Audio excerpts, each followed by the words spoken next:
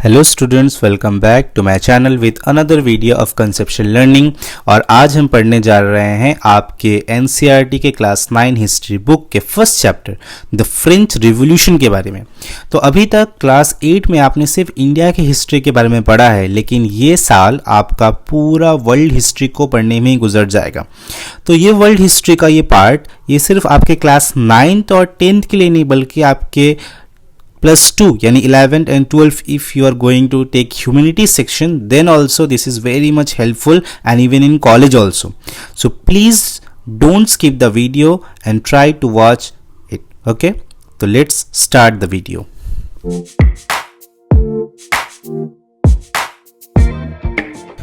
So on the 14 July 1789 क्या हुआ कि पेरिस के जो राजा थे वहाँ पर उन्होंने कमांड दी अपने ट्रूप्स को कि सिटी में जाना है, लेकिन ये रूमर्स फैल गया कि बहुत ही जल्द आर्मी हमारे ऊपर अटैक करने वाली है, जिस वजह से लगभग 7,000 मेन एंड वुमेन वहाँ पर गैदर्ड हुए और उन्होंने डिसाइड किया कि हम लोग अपना एक यूनियन या मिलिशिया बनाएंगे।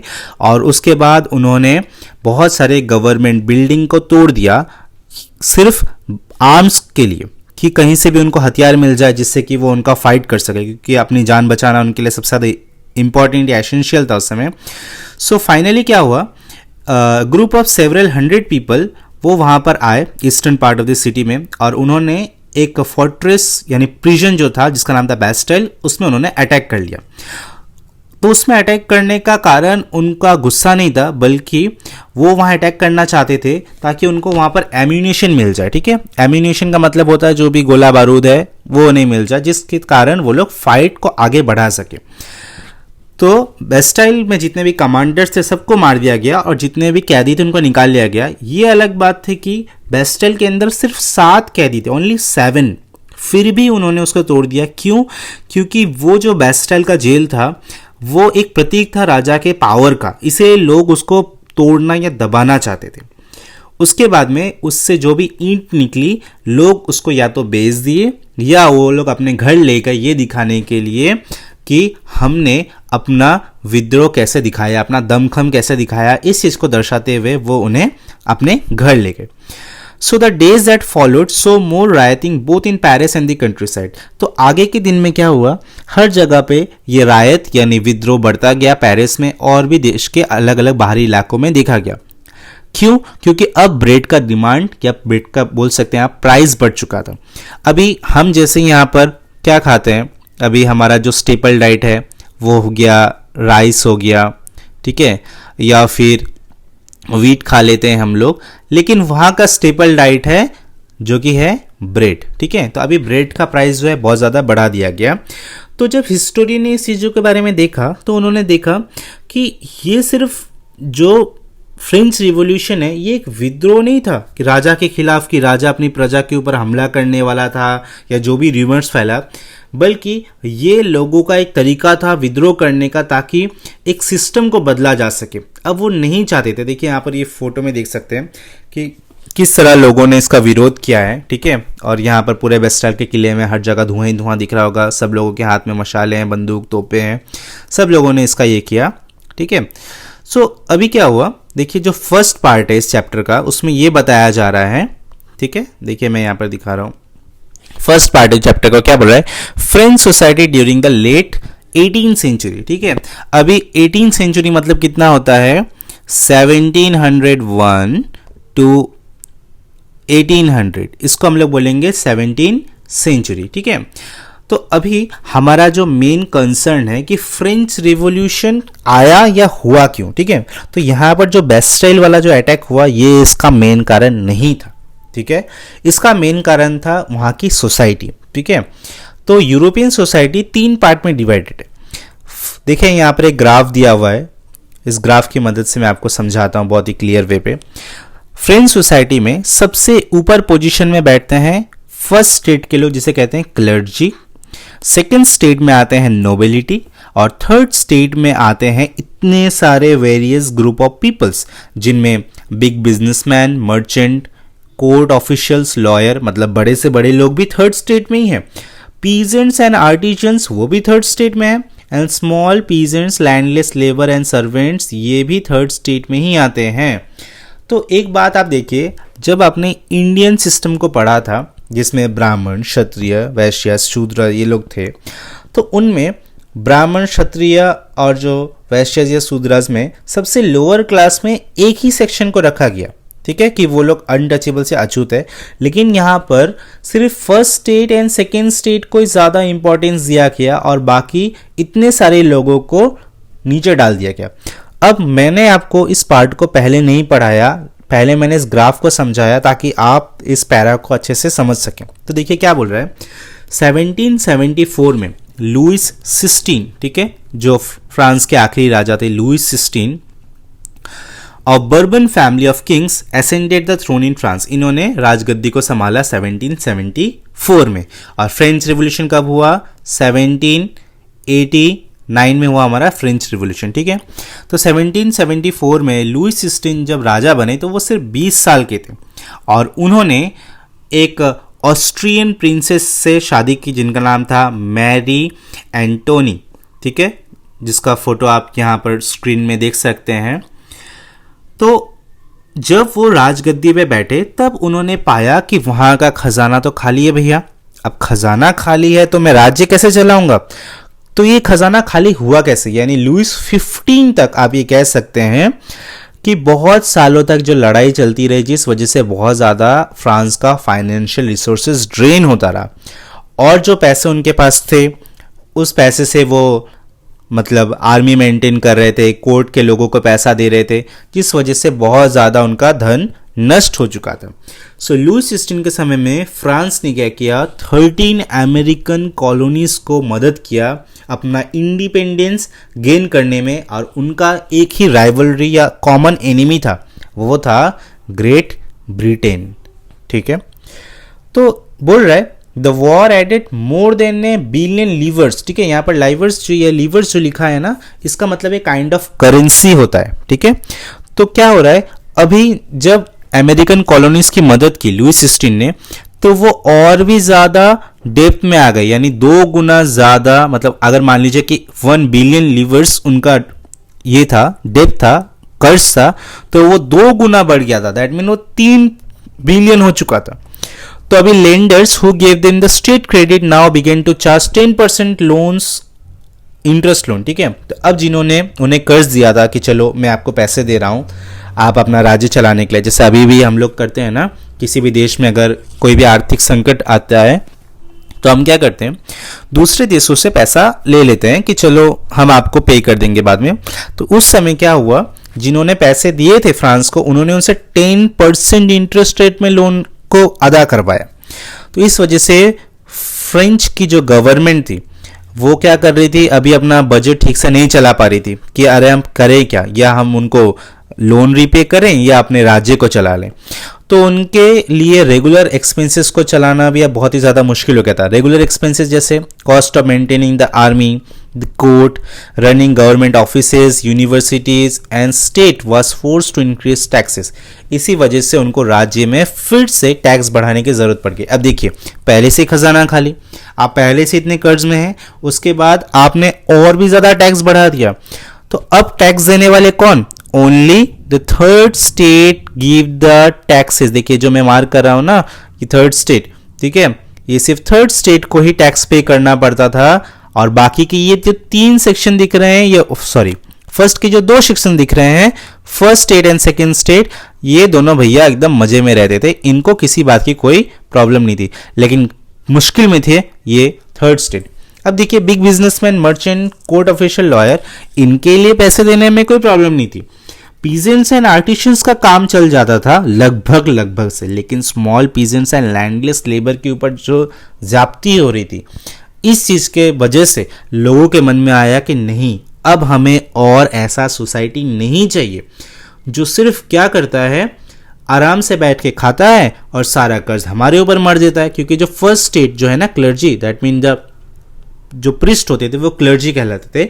नोबिलिटी, दैट मीन जो बड़े बड़े जमींदार होते थे, देखिए बिग बिजनेसमैन नहीं बोल रहा हूं मैं, बड़े बड़े जमींदार होते थे वो लोग आते थे नोबिलिटी में। और थर्ड स्टेट में ये जो बिग बिजनेसमैन या कॉमन पीपल्स जो सब है, तो अभी सिर्फ थर्ड स्टेट को टैक्स देना पड़ रहा है और इन दोनों को बैठे बैठे खाने मिल रहा है। तो इस वजह से फ्रेंच की सोसाइटी को लगा कि नहीं, अब हमें बदलाव की जरूरत है भैया, हम ऐसे नहीं रह सकते। तो क्या हुआ, ओल्ड रिजिम, यानी क्या है ओल्ड रिजिम, देखिए the term old regime is usually used to describe the society and institution of France before 1789। 1789 क्या है, द फ्रेंच रिवॉल्यूशन, यानी फ्रेंच रिवॉल्यूशन के समय से पहले का जो समय है उसको बोलते हैं ओल्ड रिजिम। और ये जो आप जो स्ट्रक्चर देख रहे हैं ना स्क्रीन में, ये जो आपको जो स्ट्रक्चर मैंने दिखाया इसे कहते हैं फ्यूडल स्ट्रक्चर। ठीक है, फ्यूडल स्ट्रक्चर दैट मीन वहां की सोसाइटी या समाज कैसा है, इस चीज को फ्यूडल स्ट्रक्चर बोलते हैं। ठीक है, आया आपको समझ में यहां तक? ठीक है, चैप्टर बड़ा ही इजी और इंटरेस्टिंग है। अगर आप बहुत ही इजी वे में इसको लेंगे तो आप बहुत ही बढ़िया से समझ जाएंगे और इन फ्यूचर भी आपको ये याद रहेगा। ओके, तो अभी जैसे मैंने बताया कि कर्ज जो अदा है वो कौन करेगा, ओनली द थर्ड स्टेट करेंगे। तो इससे क्या हो गया, देखिए यहां पे बोल रहा है कि about 60% of the land was owned by the nobles, लगभग 60% जमीन तो नोबल्स ने खरीद रखी, और जो चर्च और जो अदर रिचर मेंबर्स है थर्ड स्टेट के, उन्होंने खरीद रखा है। So the members of the first two state यानी क्लर्जी एंड नोबिलिटी, इन लोग के पास तो प्रिविलेज है, मतलब जन्म के साथ ही इनको प्रिविलेज है। वो ये कहते थे caste is determined by birth only, यानी आप अगर सोनार हैं तो आपका बेटा भी सोनार ही बनेगा, अगर आप ब्राह्मण हैं तो आपका बेटा भी ब्राह्मण बनेगा, यानी उसकी किस्मत या उसका हुनर कोई काम नहीं आने वाला। तो इस वजह से लोगों को चाहिए था नहीं, अब हमें ऐसा सोसाइटी चाहिए जहां पर बस हमें हमारे राइट या हमारे प्रिविलेज के ऊपर नहीं बल्कि हमें हमारी काबिलियत के दम पे देखा जाए। तब क्या हुआ, चर्च ने आगे सोने पे सुहागा करते हुए कुछ टैक्सेस बना दिया। ठीक है, जैसे क्या हुआ, the church too exerted it share of taxes, church ने भी अपने टैक्स लेने शुरू कर दिए पीजेंट से, जिसका नाम था तिथिस। तिथि क्या है, a tax levied by the church comprising 1/10 of the agriculture produce, यानी आपका 10 भाग का 1 भाग आपको चर्च को देना है। स्टेट को जो देना है टैक्स वो अलग है, चर्च को आपको 1% देना है। दैट मीन अगर आपने 100 किलो उगाया है तो 10 किलो चर्च को दे दो भाई। और ऐसे करके हजारों लोग जो उस समय किसानी कर रहे थे सबके पास से मुफ्त में उनको चला जाता था। ठीक है, और इसमें देने वाला कौन था, सिर्फ थर्ड स्टेट्स था। और थर्ड स्टेट्स में बिग बिजनेसमैन देंगे नहीं, बिग बिजनेसमैन नहीं, बस लेबर और लैंडलेस लेबर लोग। ठीक है, इनको ही देना पड़ता था, यानी मैं दूसरे के जमीन में काम भी करूं उनको पैसा दो सो अलग, प्लस मैंने जो प्रोड्यूस किया है उसके पैसे भी मैं उसे जाके दे दूं। So these included A direct tax, तो एक डायरेक्ट टैक्स भी था। ठीक है, जिसका नाम था टैली। तो टैली क्या है, a tax to be paid directly to the state. जैसे मैंने बोला, एक तो मैंने दे दिया डायरेक्ट चर्च को और एक डायरेक्ट मैंने स्टेट को दे दिया। So which were levied on articles of everyday consumption like salt और टोबैको। तो उस समय या तो नमक चाहे आप ले रहे हैं चाहे टोबैको ले रहे हैं, हर दिन यानी प्रतिदिन आपको ये टैक्स देना पड़ेगा। तो अब जो ये बर्डन हो रहा था फाइनेंशियल एक्टिविटीज का, ये धीमे धीमे बढ़ता जा रहा था और इसका जो बोझ है वो सिर्फ एक ही लोगों को उठाने पड़ रहे थे और वो थे the only poor people of the third state. ठीक है, मैं आपको पुअर पीपल का थर्ड स्टेट का मतलब मैं आपको बिग बिजनेसमैन लॉयर्स की बात नहीं, नीचे के जो दो थे उनकी बात कर रहा हूँ। देख सकते हैं यहाँ पर एक इमेज में कि this poor fellow brings everything. Okay, grain लेकर आया, फ्रूट्स लेकर आया, मनी, सैलेड सब लेकर आ गया, and the fat lord sits there ready to accept it all. He does not even care to grace him with look, यानी इसके लुक्स के ऊपर जाकर भी इसे कोई दया माया नहीं आ रही है, ये अपना एकदम शान से ठाट बाट से बैठा है। तो ये थी उस समय की कंडीशन ऑफ द फ्रांस। ठीक है, और हमें लगता था कि बस हमने जितना पढ़ लिया है कि भारत में सारी परेशानियां थी। ठीक है, देखिए भारत का इतिहास इन यूरोपियन हिस्ट्री से बहुत पुराना है, हमारी सभ्यता संस्था जो है वो बहुत ही पुरानी है, इससे भी पुरानी है, लेकिन जो बदलाव किताबों में देखा गया है ना वो यूरोपियन हिस्ट्री से आया। दैट्स वाई हमें यूरोपियन हिस्ट्री पढ़नी पड़ी, otherwise Indian history is the best one I can say. ठीक है, चलिए आगे देखते हैं। नेक्स्ट है द स्ट्रगल टू सर्वाइव। अब मुश्किल हो रहा था सर्वाइव करना क्योंकि इतने ज़्यादा टैक्सेशन बढ़ते जा रहे थे और कमाई हो रही थी ना के बराबर। क्यों? क्योंकि अभी ट्रेजरी खाली थी तो वो इंटरेस्ट ले रहे हैं, पे करने वाले हम हैं, राजा तो कुछ देगा नहीं, राजा अपने आलीशान जीवन से थोड़ी ना हाथ धोएगा। तो अभी क्या हुआ, अचानक से जब चीज़ें नॉर्मल होने लगी तब फ्रांस का पॉपुलेशन बढ़ गया 23 मिलियन, जो कि 1715 में था से सीधा 28 मिलियन यानी 5 टाइम्स बढ़ गया 1789 में। यानी कि उसी साल में यानी 40 साल के अंतराल में लगभग 5 मिलियन पॉपुलेशन बढ़ गया। और इसके साथ साथ अभी पॉपुलेशन बढ़ा है, आम बात है, तो फूड का डिमांड भी बढ़ेगा, लेकिन फूड था ही कहाँ। इस वजह से the price of the bread which was the staple diet of the majority rose rapidly. Staple diet का मतलब जो मुख्य आहार होता है, यानी जैसे हम डेली बर्गर, पिज्ज़ा, मोमोज ये तो नहीं खाते ना, हमारा डेली क्या खाना है, चावल और रोटी यानी गेहूं जो है जिससे बनता है ये। तो उस समय उनका स्टेपल डाइट था ब्रेड, तभी ब्रेड का डिमांड एकदम रैपिडली राइज हो गया। तो ज़्यादातर वर्कर्स जो लेबर के रूप में काम करते थे वर्कशॉप में, ठीक है, जो लेबर के रूप में वर्कशॉप में काम करते थे, अभी उनका जो ओनर था वो तो उनका वेजेस फिक्स करके रखा था, ठीक है। मतलब डिमांड बढ़ती जा रही है, पैसे बढ़ते जा रहे हैं, लेकिन वेज नहीं बढ़ रहा है उनका। तो इस वजह से अमीर और गरीब के बीच में जो गैप था वो बहुत ही बड़ा हो गया, ठीक है। रिच एक तरफ और पुअर एक तरफ, उनके बीच में बहुत गैप हो गया, ठीक है। और जब चीज़ें बहुत ही ज़्यादा बुरी होती गई तब उसमें और भी बुरा बनाने के लिए आ गया अकाल यानी सूखा और हेल यानी कि जो होते हैं ना, जब वाटर कंडेंस होके कन्वर्ट हो जाता है एक आइस फॉर्म में, जिससे हम कहते हैं हेल स्टॉर्म, उसमें। तो इसी वजह से वहाँ पर आ गया सब्सिस्टेंस क्राइसिस, ठीक है। सब्सिस्टेंस क्राइसिस क्या है, एक ऐसा सिचुएशन है जहाँ बेसिक मीन्स ऑफ लाइवलीहुड पाना भी मतलब बहुत ही ज़्यादा मुश्किल है। यानी आप मान लीजिए कि आपको नमक नहीं मिल रहा है, आपको सब्जी नहीं मिल रही, आप सिर्फ चावल को उबाल के तो खा सकते हैं, वो भी नहीं मिलेगा आपको, बेसिक चीज़ें भी नहीं मिलेंगी। इस चीज़ को कहते हैं सब्सिस्टेंस क्राइसिस, ठीक है। देखिए अभी तक मैंने आपको जहाँ तक बोला, आई होप चैप्टर आपको समझ में आ रहा होगा, ठीक है। ऐसा कुछ प्रॉब्लम तो है नहीं उतना, ठीक है। चलिए आए how a subsistence crisis happens, ठीक है। तो देखिए यहाँ पर दर्शा रहा है, पहले देख लीजिए क्या है, बैड हार्वेस्ट हो रहा है। बैड हार्वेस्ट किसकी तरफ ले जा रहा है, the poorest can no longer buy bread, ठीक है। अब गरीब लोग और ब्रेड नहीं खरीद सकते, जिसका सीधा सीधा प्रभाव आ रहा है डिजीज एपिडेमिक्स को लेकर, और जिससे कॉमन पर्सन भी झेल रहा है, ठीक है। ये कारण था सब्सिस्टेंस क्राइसिस का। अभी देखिए यहाँ पे क्या बोल रहा है, a growing middle class envisages an end of privileges, ठीक है। तो अभी देखिए ये मिडिल क्लास क्या है, हमने तो सुना है ना, we belong from middle class. अब ये मिडिल क्लास कहाँ से आया, तो कितने स्टेट से, 3 स्टेट से, first state, second state, third state, ठीक है। तो अभी अगर मैं थर्ड स्टेट के लैंडलेस लेबर, जिन्होंने कभी भी किताब नहीं पढ़ा, जिन्होंने कभी विरोध को नहीं समझा, जिनके लिए कभी जीवन में कुछ नया जाना ही नहीं, उनको अगर मैं विरोध करने बोलूं तो वो कभी विरोध नहीं कर पाएंगे। क्यों? क्योंकि उन्होंने सिचुएशन को कभी ना फेस किया है, ना कभी सोचा है। लेकिन थर्ड स्टेट के big businessman, lawyer and officials जो है, डॉक्टर्स जो थे, ये लोग पढ़े लिखे थे। अगर मैं इनको समझाऊं तो ये उस बदलाव को समझेंगे और उसमें काम करने के लिए मदद भी करेंगे।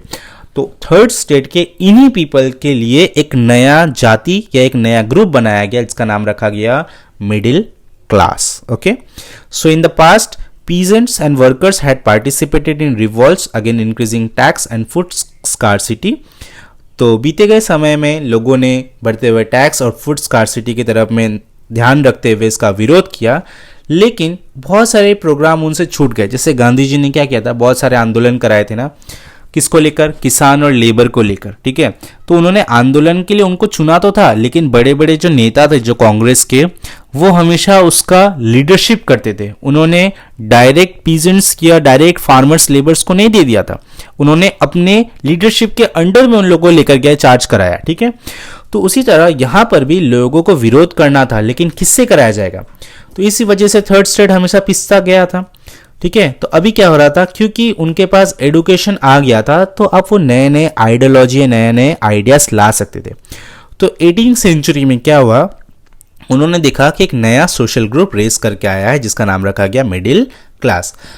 तो अभी मिडिल क्लास क्या हो रहा था, धीरे धीरे अच्छा खासा पैसा कमा रहा था, ठीक है। क्यों? क्योंकि इनमें ट्रेडर्स भी थे, व्यापारी भी थे, और ओवरसीज ट्रेड रोड समय बहुत ही ज़्यादा बढ़ के हो रहा था। तो ऊल हो गया, सिल्क हो गया, ये सब वहाँ पर फ्रांस में आ भी रहा था, प्लस फ्रांस से बाहर भी जा रहा था। तो थर्ड स्टेट का जो प्रोफेशन था अब वो डेवलप होते जा रहा था, जिससे लोग रिच होते जा रहे थे। तो इतने रिच होने के बाद भी क्या उन्हें थर्ड स्टेट में रखा जाए? नहीं, क्योंकि उनकी सिचुएशन चेंज हो रही थी। तब उनको आया कि ना, अब कुछ बदलना चाहिए, यानी bye birth only you can not determine any caste. ठीक है, आप ये नहीं कर सकते, बल्कि अब इंसान की काबिलियत के दम पे ये समझा जाए कि उसे किस क्लास में रखा जाए। ठीक है, तो बहुत सारे फिलोसोफर्स थे, जैसे कि जॉन लोके, जीन्स जैक्यूस रूसो। ठीक है, तो in his 2 treaties of government, तो वहां पर उन्होंने इसके बारे में जो समझाया या बताया है, क्या कह रहे हैं देखिए, कि Rocio carried the idea forward, और उन्होंने बोला कि एक ऐसी फॉर्म ऑफ गवर्नमेंट बनाई जाए जो कि सोशल कॉन्ट्रैक्ट के ऊपर काम करे। ठीक है, तो उनकी किताब थी, उस किताब का नाम था the spirit of the laws, जो कि मॉन्टेस्क्यू ने लिखा था।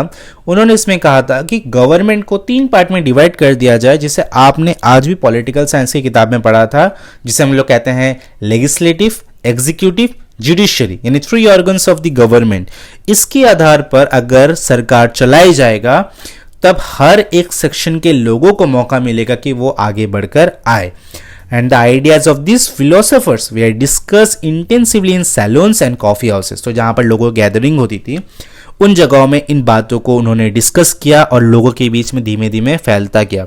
और उस समय जोहानेन गुटेनबर्ग का प्रिंटिंग प्रेस भी आविष्कार हो चुका था, जिस वजह से बुक और न्यूज़पेपर में भी इसको बहुत ही ज़्यादा स्प्रेड किया गया, और इससे लोग धीमे धीमे शिक्षित होने लगे। और उस शिक्षा के दम पे the news that Louis sixteen plan to impose, कि ये खबर फैलने वाली थी कि लुइस सिक्सटीन फिर से टैक्स को बढ़ाने वाले हैं, तो लोगों को लगा बस अब इसे यहीं पर रोक देने का समय आ चुका है। ठीक है, और उस समय क्या हुआ, ओल्ड रिजिम को बंद कर दिया गया और एक नया समय चलाया गया, जिसमें हम लोग पढ़ेंगे the outbreak of the revolution, यानी क्रांति की शुरुआत। तो ये हम लोग पढ़ेंगे सेकेंड पार्ट में। इफ अगर आपको यहां तक पढ़ने के बाद या सुनने के बाद कुछ भी समझ में आया हो, तो प्लीज़ इस वीडियो को लाइक और चैनल को सब्सक्राइब करना मत भूलिएगा। मैं सेकेंड पार्ट बहुत ही जल्दी लाऊंगा, और उसके लिए अपना कमेंट दीजिए कि आपको ये वीडियो कैसा लगा। Till then, thank you for watching my channel.